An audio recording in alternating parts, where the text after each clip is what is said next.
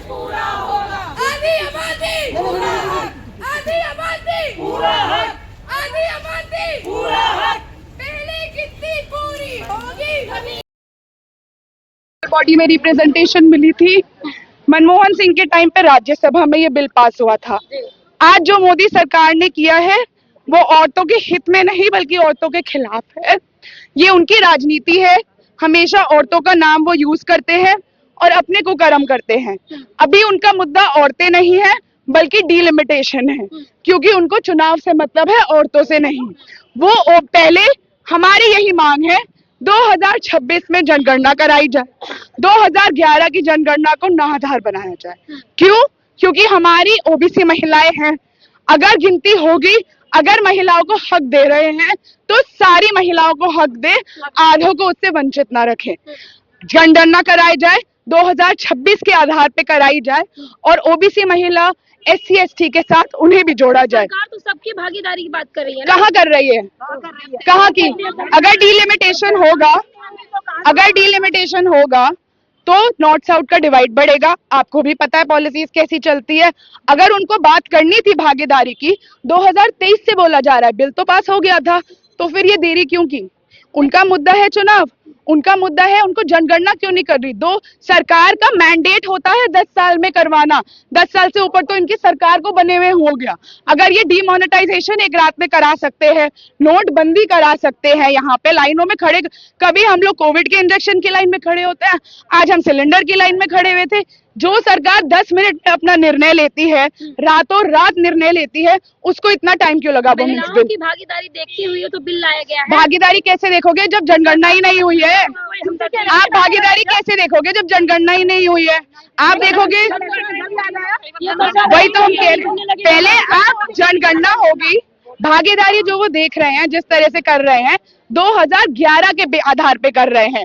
2011 से अब 2026 हो चुका है।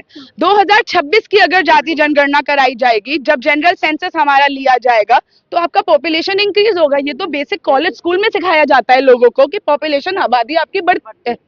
जो अभी आप कह रहे हो भागीदारी की बात है, आपको भी पता है साउथ में एक अलग कल्चर है, हमारी स्थिति अलग है। वहां पे बच्चों के ऊपर पॉलिसीज चली गई थी, वहां पे रहता है 2 बच्चे हम करेंगे, इकोनॉमिक सिचुएशंस अलग होती है, वहां पे पॉपुलेशन ग्रोथ उतनी नहीं होगी। आप एक केरला और एक उत्तर प्रदेश को कंपेयर करके देख लो। लेकिन सरकार पे भरोसा रखिए ना, भाजपा पे। कैसे भरोसा रखे? भरोसा रखते तो मणिपुर ना जलता, भरोसा रखते तो उन्नाव ना होता। भरोसा कैसे रखे? जो बिल्किस के हत्यारों को, जो उनके रेपिस्ट को मालाएं पहनाते हैं, एक चुनाव आता है, असराम को तो बेल मिल जाती है।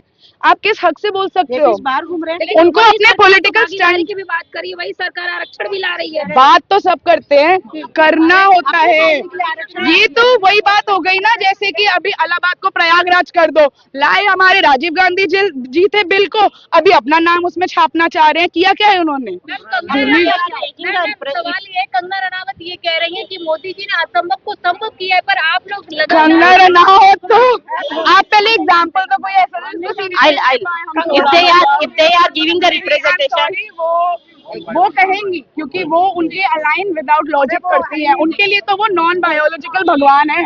हम तो इंसानों की हक की बात कर रहे हैं, हम इतनी बड़ी बातें नहीं कर पाते हैं जितनी वो करते हैं। if they are giving the representation, क्या करेंगे आगे? आप लोगों ने एक बार प्रोटेस्ट किया जंतर मंतर पे, आज यहाँ प्रोटेस्ट है, क्या लग रहा है कि इसके आगे भी प्रोटेस्ट चलेगा? जी बिल्कुल चलेगा, क्योंकि हम अपने हक के हम चाहेंगे कि अगर औरतों का बिल आए तो सारी औरतों के लिए लाए।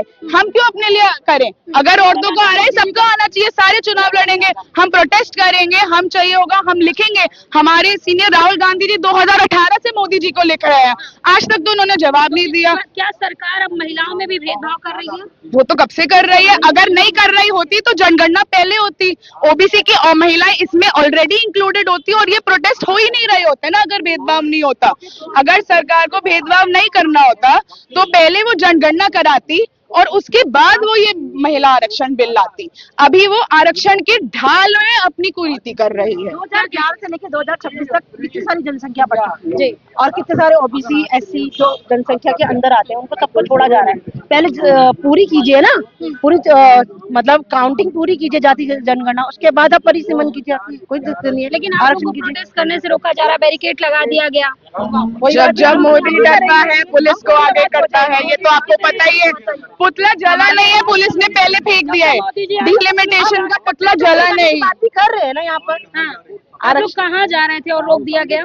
हमारी पास तो सुबह जंतर मंतर की परमिशन भी थी। हम कितने आप गिन लेंगे, हाथ में आपकी गिनती की महिलाएं आ जाएंगी यहाँ पे।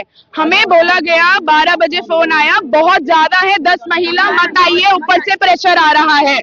10 महिला इस सरकार के लिए ज्यादा हो गई। जो परमिशन हमें मिली हुई थी जंतर मंतर की, वो कैंसिल कर दी गई 12 बजे और कहा गया कि 10 महिलाएं बहुत ज्यादा है जंतर मंतर।